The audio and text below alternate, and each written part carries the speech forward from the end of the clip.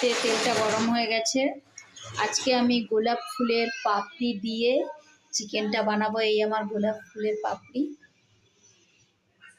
Chicken কষা বানাবো। তার জন্য আলুটা ভেজে নিতে হবে।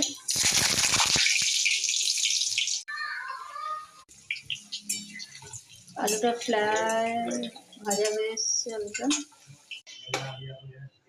টমেটোগুলো কড়াইতে দিয়ে দিলাম।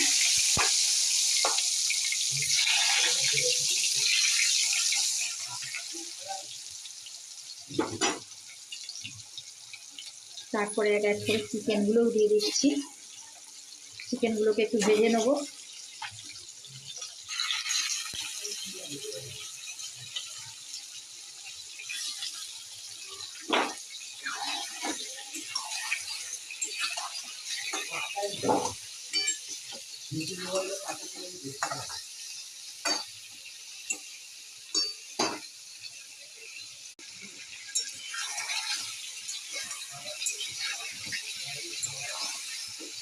আমার চিকেনটা ভাজা হয়ে গেছে। এবার আদা পেঁয়াজ বাটাটা দিয়ে দিলাম।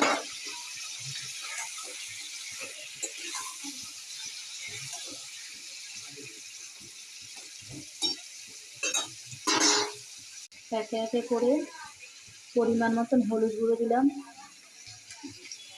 লঙ্কার গুঁড়ো দিচ্ছি,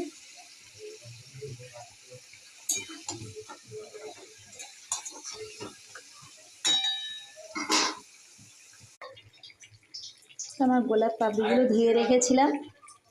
এবার আমি গোলাপ পাপড়িগুলো দিয়ে দিয়েছি কষার মধ্যে। এবার এখানে নাড়াচাড়া করে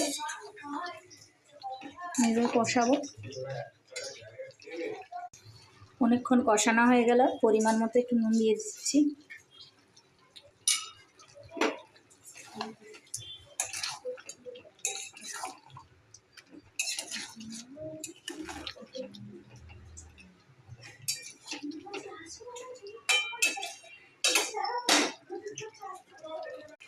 আর চিকেনটা প্রায় হয়ে গেছে। আলুটা প্রায় সেদ্ধ হয়ে এসছে। আমি পরে আলুটা দিয়ে দিয়েছিলাম, ভেজে রাখা আলুটা।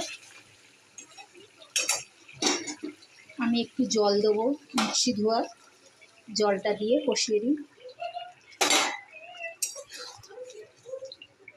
আমি দিয়ে দিচ্ছি কিছু লঙ্কা, কিছুটা গরম মশলার গুঁড়ো,